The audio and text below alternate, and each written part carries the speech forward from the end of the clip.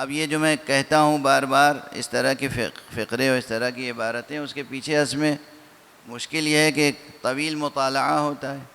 ہمارے حکماء نے، ہمارے فلاسفہ نے، ہمارے متکلمین نے باب توحید میں عجیب و غریب بحثیں کی ہیں.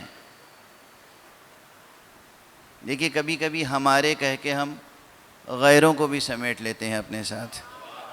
یہ ہمارا اخلاق ہے اور یہ علمی گفتگو کا ایک انداز ہوتا ہے. یہ ایک علمی مروت ہوتی ہے. ملت اسلامیہ میں کلمہ گویوں نے کچھ بحثیں کی، اور وہ چاہے ہمارے ساتھ مکمل طور پہ ہم آہنگ ہے یا نہیں، بحث تو کی. تو جب ہم مقام گفتگو میں کہتے ہیں ہمارے لوگوں نے یہ بحث کی، تو ٹھیک ہے. کیا کیا بحثیں کی؟ کہ اللہ کو کلیات کا تو علم ہے، جزیات کا علم نہیں ہے.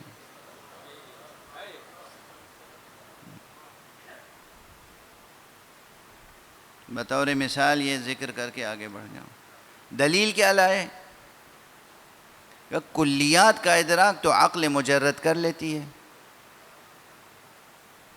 جو ہماری عقل ہے، ایبسٹریکٹ ریزننگ کی جو صلاحیت ہے، وہ کلیات کا تو ادراک کر لیتی ہے، مگر جزیات کا ادراک تو ہمارے حواس کرتے ہیں.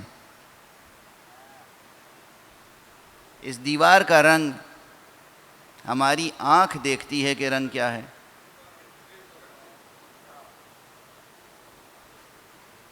اچھا، ہمیں 5 حواس دیے گئے. ایک حادثے کی مملکت میں دوسرے حادثے کو دخل نہیں ہے. آواز سن سکتے ہیں، دیکھ نہیں سکتے. آنکھوں سے آواز کا ادراک نہیں ممکن ہے. رنگ کو دیکھ سکتے ہیں، سن نہیں سکتے. یہ بھی حادثہ ہے اور یہ بھی حادثہ ہے. خوشبو کو نہ سن سکتے ہیں نہ دیکھ سکتے ہیں. خوشبو کے لیے حادثہ الگ ہے. تو ایک حادثے کے دائرے میں دوسرے حادثے کو دخل نہیں ہے. اب سمجھ لیں آپ مشکل. سامنے شیر برنج رکھی ہوئی ہو، کوئی شخص ہو جو آنکھوں سے نابینا بھی ہو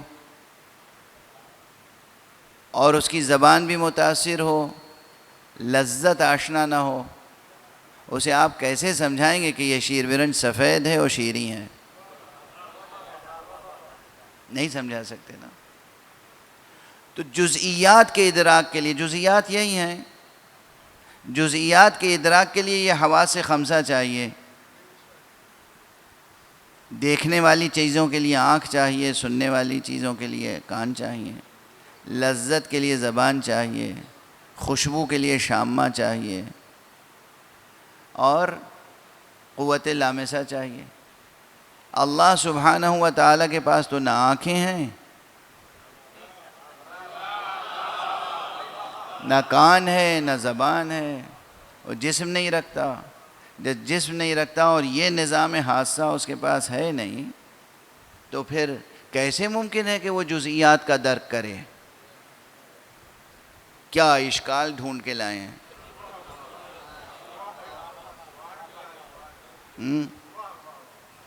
کہتے ہیں نا کہ قربان ہو جائیں اس عقل پر، برین عقل و دانش بے باید گریست. بہت پرانا جو مصرع ہے یہ، کہ اس عقل و دانش پر ہی رونا چاہیے. بے باید گریست، اس عقل و دانش پر رونے کی ضرورت ہے.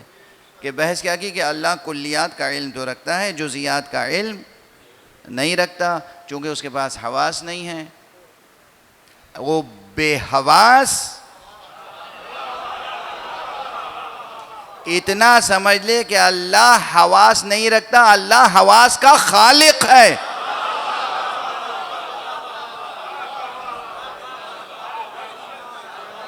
ایک صلوات پڑھ دیجئے محمد وآلہ.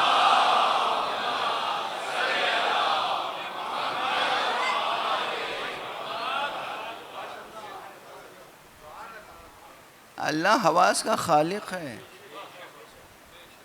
جس نے ہمیں آنکھیں دیں تاکہ ہم دیکھ سکیں، وہ خود یہ قدرت رکھتا ہے کہ بغیر آنکھوں کے دیکھ لے۔ اسی لیے قرآن مجید میں بار بار اس کے یہ صفات آئیں، وہ سمیع ہے، وہ بصیر ہے، وہ سمیع ہے، وہ بصیر ہے۔ ہم سامع ہیں، وہ سمیع ہے۔ ہم باصرہ رکھتے ہیں، وہ بصیر ہے۔ یعنی ہم آنکھوں کی مدد سے دیکھتے ہیں، وہ آنکھوں سے بے نیاز ہے، مگر ہر مرئی حقیقت کا بھی مکمل ادراک رکھتا ہے۔ اور ہم سامعے کی مدد سے سنتے ہیں، وہ سامعے کے آلے کے بغیر سنتا ہے۔ آپ جو دعا کرتے ہیں وہ سنتا ہے۔ ایک طرف آپ یہ بحث کر رہے ہیں اصول دین میں، توحید کے باب میں، اللہ کے صفات کے باب میں، کہ اللہ جزئیات کا ادراک نہیں کرتا، اور دن رات کھڑے ہو کے دعا بھی کرتے ہیں۔ اگر آواز سنتا نہیں ہے تو دعا کس لیے کر رہے ہیں؟ یہ کیا تضاد فکر و عمل ہے؟ وہ جزئیات کا علم رکھتا ہے، آلات سے بے نیاز، بغیر آنکھوں کے دیکھتا ہے، بغیر کان کے سنتا ہے، اور ہر شے کا پورا علم رکھنے والا ہے۔ لیکن اللہ کے علم کا ایک سرمایہ وہ ہے جو اس نے اپنے بعض مخلوقات میں بھی ذخیرہ کر دیا ہے، اور اس کی دلیل بھی خود قرآن مجید میں موجود ہے یا نہیں؟ مشہور آیت ہے، آپ روز پڑھتے ہوں گے انشاءاللہ، سورہ مبارکہ یاسین کی 12ویں آیت ہے۔ کیا کہتی ہے؟ اِنَّا نَحْنُ نُحْيِي الْمَوْتَى وَنَكْتُبُ مَا قَدَّمُوا وَآثَارَهُمْ وَكُلَّ شَيْءٍ أَحْصَيْنَاهُ فِي إِمَامٍ مُبِينٍ۔ ہم ہیں، ہم جو مردوں کو زندہ کرتے ہیں۔ اللہ فرما رہے ہیں، ہم ہیں، ہم جو مردوں کو زندہ کرتے ہیں اور ان کے تمام آثار کو محفوظ رکھتے ہیں، جمع کرتے ہیں، لکھتے ہیں۔ اور کہاں جمع کرتے ہیں؟ وَكُلَّ شَيْءٍ أَحْصَيْنَاهُ فِي إِمَامٍ مُبِينٍ، اور ہر شے کا احصاء کر رکھا ہے ہم نے امام مبین میں۔